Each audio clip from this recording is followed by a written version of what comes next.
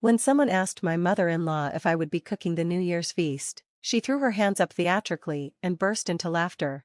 "Absolutely not. There's no way," she exclaimed. "My daughter-in-law couldn't cook to save her life."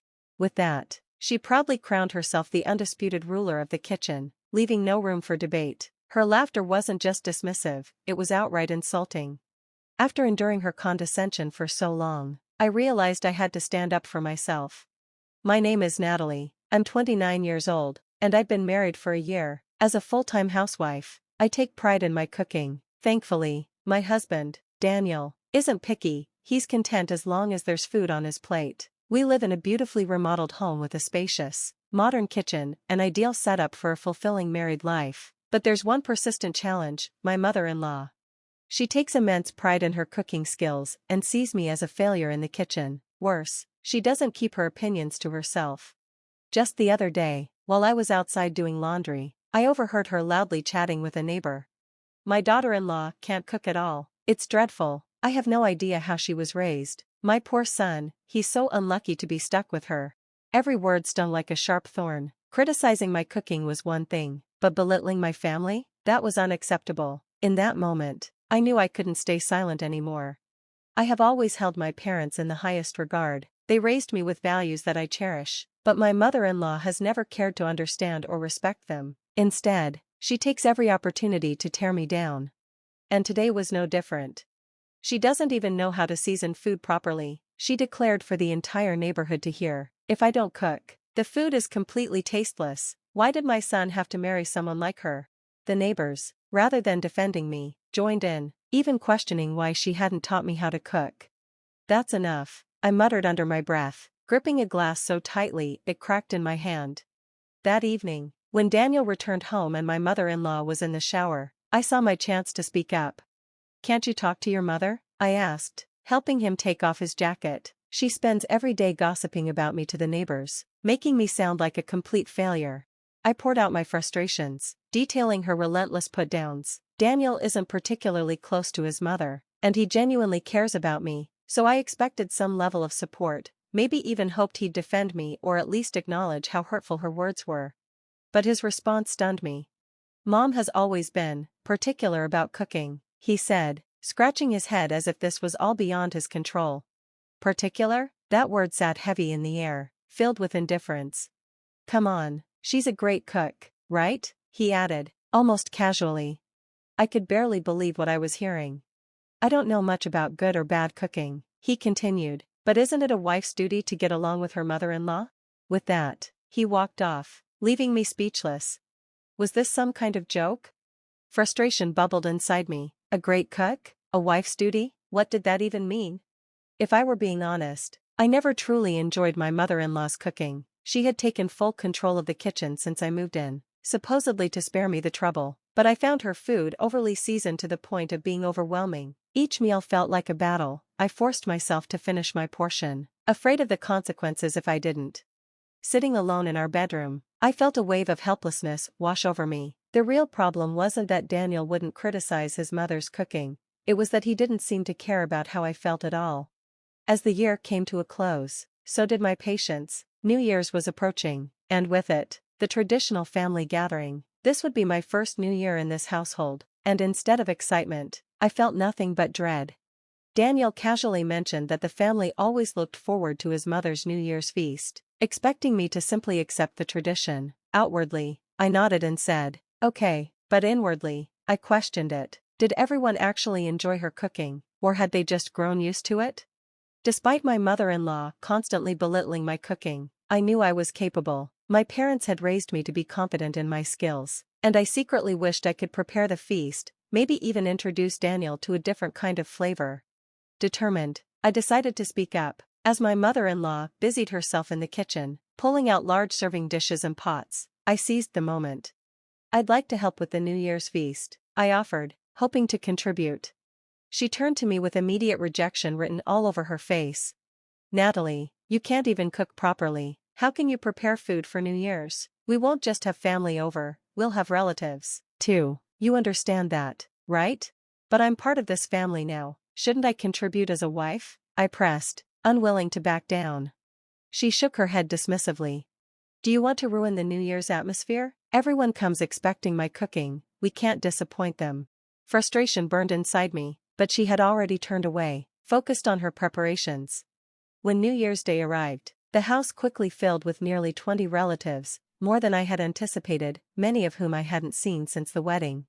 I greeted each guest warmly, leading them into the large dining room, a space that had once felt overwhelming when I first moved in. Now, it buzzed with lively conversations and cheerful reunions. Yet, beneath the warmth and laughter, I felt a quiet determination growing inside me. This year, my mother-in-law had claimed the kitchen, but would it always be this way? No. I had been silent long enough.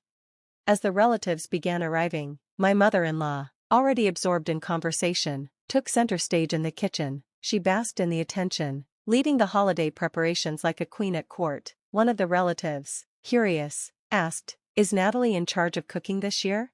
Without missing a beat, my mother-in-law waved her hand dismissively and laughed. "Oh no, that's out of the question. My daughter-in-law can't cook to save her life. She's hopeless in the kitchen, especially when it comes to a New Year's feast. I'm the one who handles all the cooking here," she said, her words cutting more than her laughter suggested. It wasn't playful teasing, it was a direct jab at my abilities.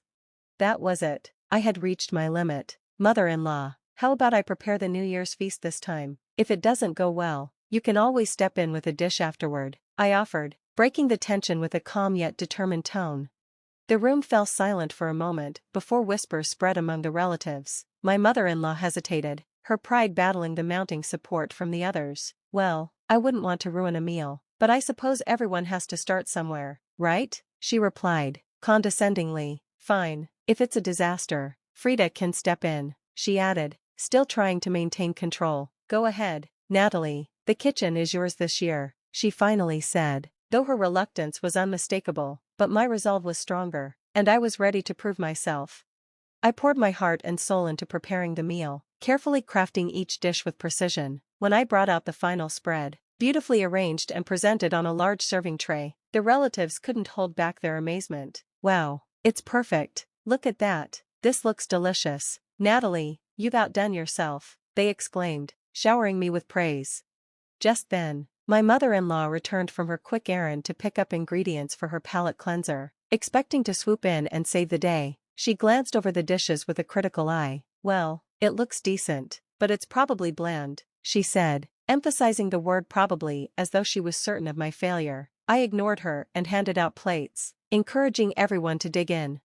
Meanwhile, she rushed back to the kitchen, keeping a close eye on things, ready to intervene. But as the guests began tasting my food, a soft murmur of approval spread through the room. The relatives were clearly enjoying the meal. Sensing an opportunity to assert her authority, my mother-in-law chimed in. "Well, like I said, if it's not up to standard, I'll take care of it with my dish," still expecting her moment to shine.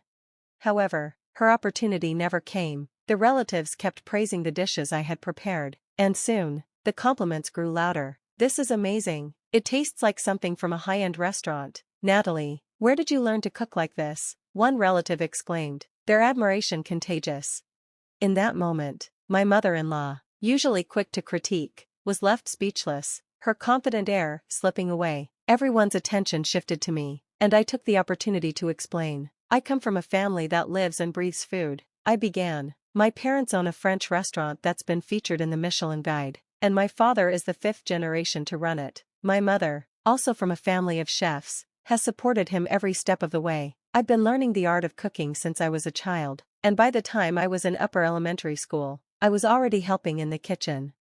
The relatives listened intently, their admiration growing. For me, the act of cooking wasn't just about proving a point, it was a way of honoring my family's legacy. I had tried to share this with my in-laws before, but my mother-in-law had dismissed me, reducing my family's restaurant to a quaint countryside place. As for my husband, Daniel, he never fully appreciated the nuances of fine dining and didn't seem to care about the difference between a simple meal and French cuisine. Just then, a relative called out, "Are there any seconds? I'd love more." Despite making generous portions, my dishes had been devoured. I felt a surge of pride and satisfaction I hadn't felt in a long time. "I'll make more right away," I said, heading back to the kitchen, passing my mother-in-law, who remained uncharacteristically silent. When I opened the grocery bag she brought, I saw ingredients that could be put to good use: Mother-in-law, I'll use these, I told her, and without a word, she let me take over. Soon, 4 women followed me into the kitchen. Could you show us how you made this? One of them asked, her eyes bright with enthusiasm. I was taken aback by their eagerness, but quickly welcomed the chance to share. Of course, I smiled, and what started as a simple meal preparation turned into an impromptu cooking lesson, bonding us in a way that transcended the previous tensions. My mother-in-law lingered nearby, quietly tidying up, her face unreadable, but the sound of praise from the dining room couldn't be ignored. Natalie's cooking is just exquisite, so delicate and refined. It's real French cuisine, exclaimed one of the relatives, as my mother-in-law pretended not to hear.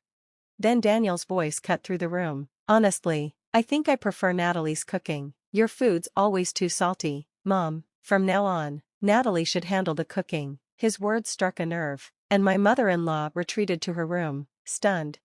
The rest of the family quickly spread word of my newfound culinary success, and requests for lessons began to flood in. What started as a personal triumph soon evolved into a passion for teaching others the art of French cuisine. Before long, I was being featured in cooking magazines, and invitations to lead classes poured in from across the country. It felt surreal, but deeply fulfilling. Life had taken an unexpected turn, and I embraced every moment of it. As for my mother-in-law, who once belittled my skills, she never again commented on my cooking. Over time, she handed over full control of the kitchen to me, and we settled into a more peaceful coexistence. The dynamic between us transformed forever. Thanks for watching. Don't forget to subscribe for more stories, and see you next time. Stay tuned.